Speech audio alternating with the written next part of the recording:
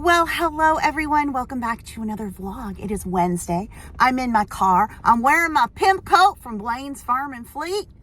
Does it look just like the last video I posted? Yes, because my videos are the same after every single one. They're just over and over and over, Groundhog's Day. But that's okay. It is, let's see, it's December 11th as I'm filming. I film a week ahead. And we've had some snow. Well, you can't really see it. We've had some snow here in Iowa. It's the nice snow that really only sticks to the grass. A little bit on the pavement, but not really much. And here in the city, there's cars wipe that away in the morning. So roads are nice and clear. I left my house today to go downtown to the Antique Mall where I have a booth that I'm closing. I needed to pick up my check. So this is my profit for November, $68.67. I pay $150 rent. For a while, I was doing their Facebook page in exchange for 75 of that for one booth. Because I have two booths at 75 each. I told her starting November, I couldn't do it anymore. I was spending so much time on it. I was doing up to 3 posts a day on the days they were open, at least 1 post on the days they weren't open. Like I was really, really working hard at it and I just couldn't do it. It wasn't worth it to me. I have other work I can do. So anyway, someone asked if I was doing that. I'm not. I didn't do it all in November. I'm not doing it in December and I'm leaving by the end of December. So unfortunately, it just isn't. It's not in a very good location. Unfortunately, it's in our downtown area, which doesn't get much foot traffic. And it's on a side street in the downtown, which really doesn't get much foot traffic. And yeah, so unfortunately, I am leaving at the end of the year. I'm currently 50% off everything in there right now. I think maybe next week I'll go to 75 because it's still a lot left and they don't get very many people in there. So, you know, I did take a bunch of pictures, so I'll post on Facebook and try to get some traffic down that way. But it's hard to get people to go to our downtown. It just is. You know, it just is. It's a divided downtown, river between it. So there's a west side and an east side, and then there's all these side streets. It's not the kind of downtown where you have one main retail block and you can park and walk to everything. It's not that way at all. There's lots of restaurants down there, but retail, there's a gift shop on the corner that's really nice. But otherwise, everything's spread out. Like there's a new tea room and a boutique, but it's on the other side of the river on a side street. You know, it's just tricky. Anyway, but then I came to the consignment store. I dropped a tote off and I cashed out here. Now here's the difference in money. This is about the same time period since I last cashed out at the consignment store, $252.38. I really wish I would have just taken, hindsight being 2020, I wouldn't have started the Antique Mall booth and I just would have taken stuff to the consignment store because this is in a very, very busy location. It's in the main retail area of the city. Big building, big customer base. So my stuff just sells really fast. So even though it's a 50-50 cut here, at the consignment store, when you consider the rent I paid at the Antique Mall versus the 50% here, when you consider the traffic that this place gets, they price it for me. I don't have a say in pricing. They price it. There's sales, there's coupons. It goes on clearance after 2 months. Still, after all of that, I still make more money taking things to the consignment store than I did at the Antique Mall. If the Antique Mall was in a big established mall in a busy location and or a location because it was established that people traveled to, you know, it's like an antiquing area, it'd probably be different, but maybe, you know, maybe it'll grow. She was already talking about wanting to move to a bigger space in a more, and maybe like the main, we call it 4th Street, which is like the main street. But again, everything's on the side streets. But anyway, you know, I gave it a go. And if nothing else, everything I spent on these supplies was a tax write-off for the year, which I will need because next year, 2025, my goal is to not source or buy supplies for eBay. If I'm out and about and I see something, I would get it, but I'm not going to go purposely sourcing for eBay. So reselling expenses, I don't want to have many, if any.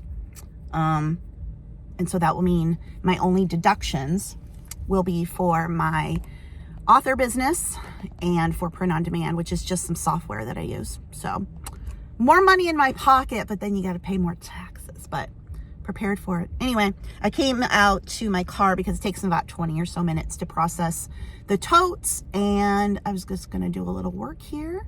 Then I'll go in, get my tote, then go to the bank, deposit my checks, and then go home and write a check to somebody else I owe money to probably. My oldest pug, Charlie, had bladder stone surgery. It's been 3 weeks now. And he's doing much, much better. He's still wanting to go to the bathroom a little bit more than usual because it's still a little irritated, but overall, he's doing great.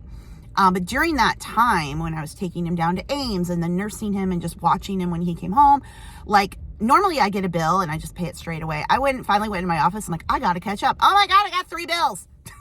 We got to pay this. So anyway, just catching up on life, but thankfully he is doing much, much better.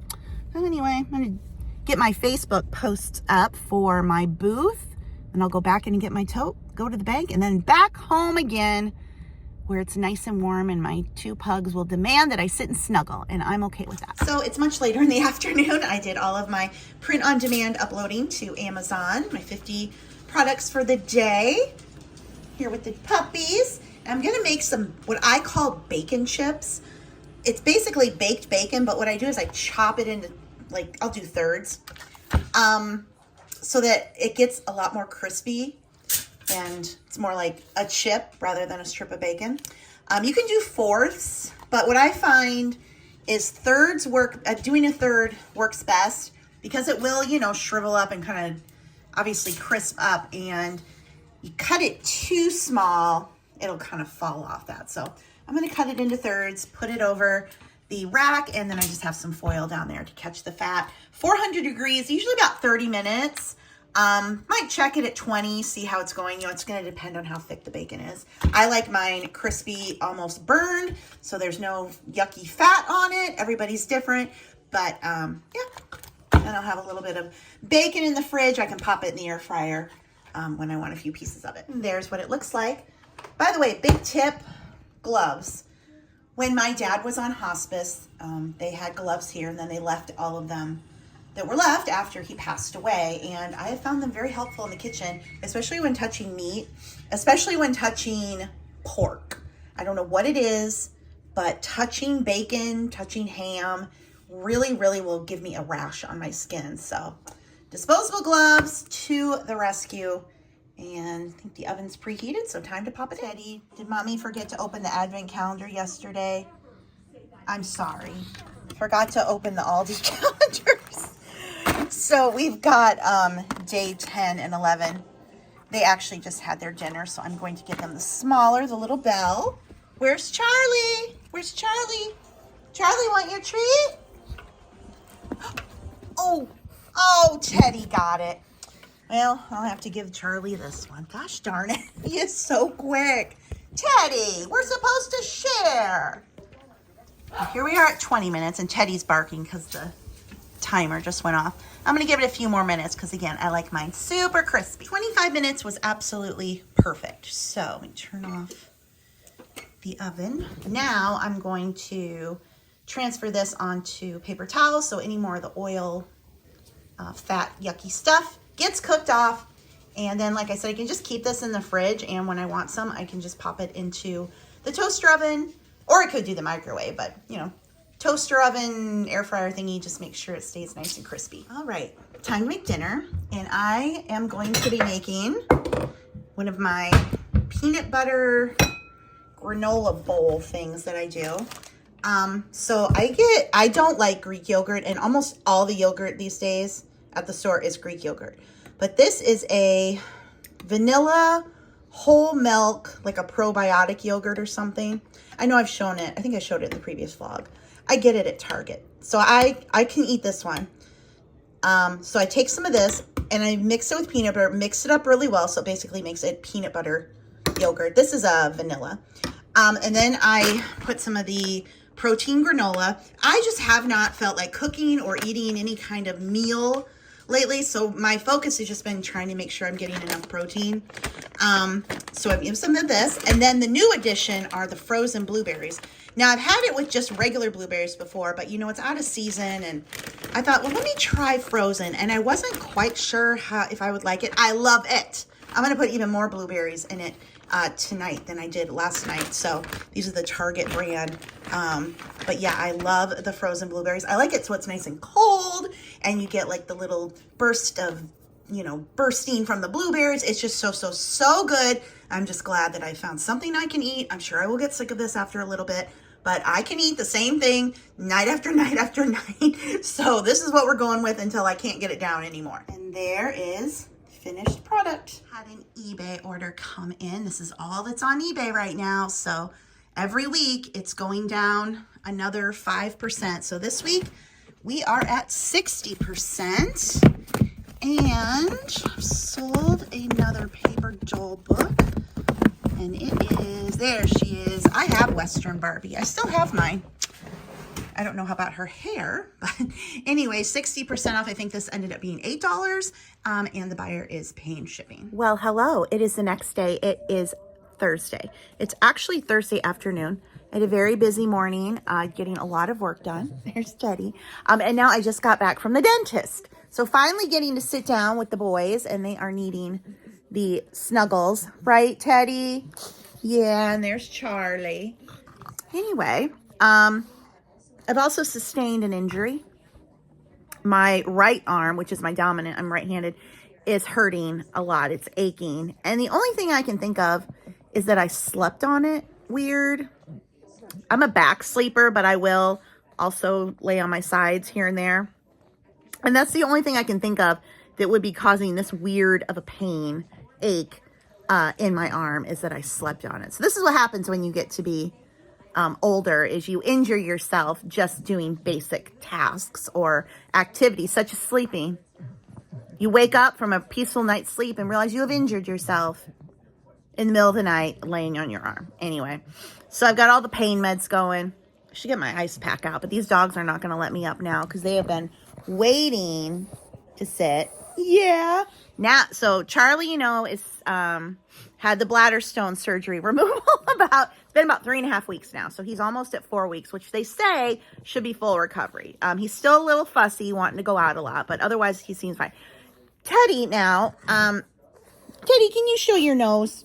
Can you show your nose? The little, okay, right above a pug's nose is a little crease called the nose flap, just unique to pugs. And you need to clean that out periodically, depending on how your dog's, how deep it is. Charlie's rarely has any issues, so I don't have to keep up too much with it. Just, you know, wipe it out every couple days, just to make sure it's clean. Max and Lucy, Max particular, my first pug, he had a lot of issues with his nose flap, getting like infections in it, and Teddy's the same way. So I was wiping their faces yesterday and went to wipe his nose, and boom, all of a sudden we've got swelling in there. I have some ointment for it, so we're doing that. So if it doesn't look better by tomorrow, we'll have to go to the doctor. But this usually takes care of it. But it's just one of those things you've got to keep up with them. So at least every other day, and sometimes every other day, like right now, every day, I'm obviously checking his nose twice a day. But you want to wipe their faces. They get gunk in their eyes. So generally every day I'm running a wet wipe at least over their face. And then at least every other day I'm checking their ears, checking the nose flap, making sure that nothing's going on, because infections, and it just, you know, it happens with a lot of dogs. I know a lot of people don't really, you know, look at their dog's ears and stuff, but with pugs, for sure, always on top of that, making sure that we don't get an ear infection going, making sure the ears are clean, and then this little nose flap issue, and it can just pop up, you know, out of nowhere, which is, I don't understand why he's so itchy. So Teddy takes Apoquel for allergies. We switched him to an allergen food, and he also has eye drops for allergies, and he still just seems like he's so itchy, like he's obsessively licking his paw right now. Teddy, don't do that, because then that'll get infected. Lucy always got infected palms because she would obsessively lick her little paws, and then we'd have to treat that. So it's a lot of, now Charlie's licking his paw. Y'all, it is not paw licking hour. Apparently it is. Everybody lick your paw because it's paw licking hour. Charlie, are you licking your paw? Teddy, why are you doing that, honey? You can't do that because it'll get infected. I know, it's not fair that you can't lick your own paw, is it? See, my paw, I won't lick it. But then it'll get infected if you do that. So we can't do that. I'm sorry. Why don't you go get a toy? You can obsessively lick a toy. Rather obsessively lick your own hand, huh? I know, baby. It's okay. No, honey, I know. I'm sorry. Oh, how about we go? Oh, look at that face. How about you try to sleep? Try to sleep. Sleep, sleep, sleep. Nap, nap, nap. You're so cute. You're such a good boy. You always listen when I tell you no or to stop. It's only for your own good. I know, baby. What do you think about it, Charlie? Charlie says, I do not listen. If you tell me not to do something, I'll go do it. Okay, should we try to take a little nap?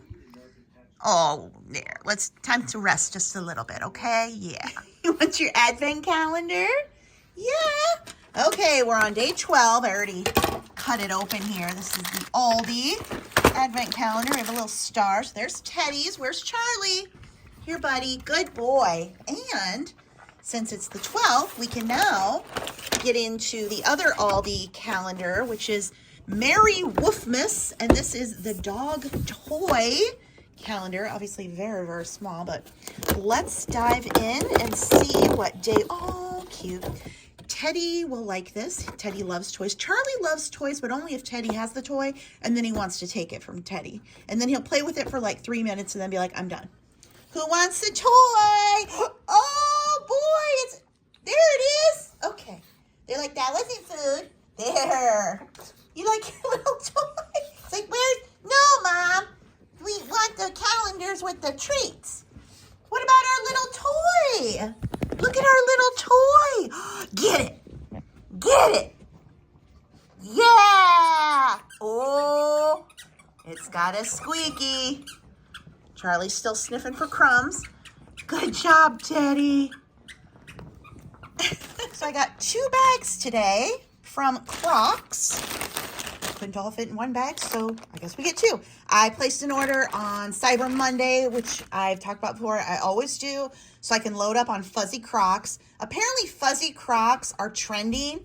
The TikTok girlies are all about the fuzzy Crocs, so suddenly they're very hard to get. But anyway, I got mine. Let's open up and see all the pairs that I got. Okay, first pair are these. I think they're more of like a lavender.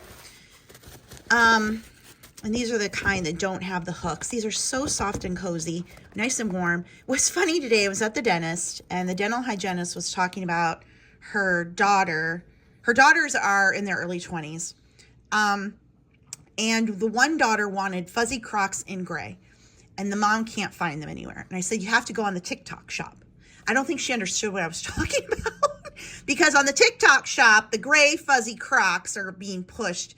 And they're sold out everywhere, but I think she might be able to find them there. And I kept saying, yeah, you got to go on the TikTok shop. Well, I just don't know what I'm going to do or where I'm going to find them. Like, yeah, TikTok shop.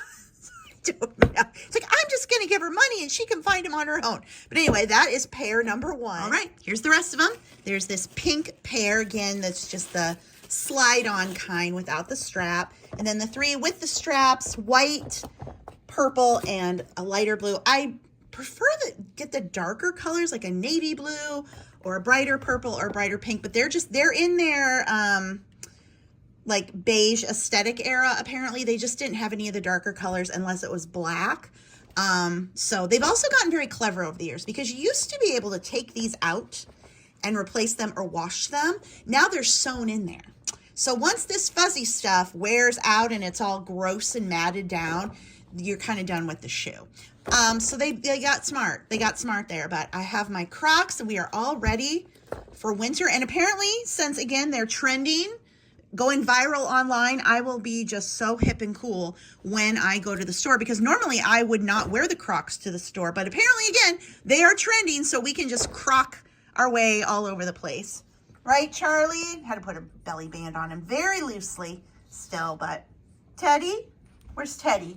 He loves his bone. We've been throwing it, playing with it. You having fun? I know he's trying to get it open. He's like, I'm going to destroy this by the time night is over. Right, Charlie?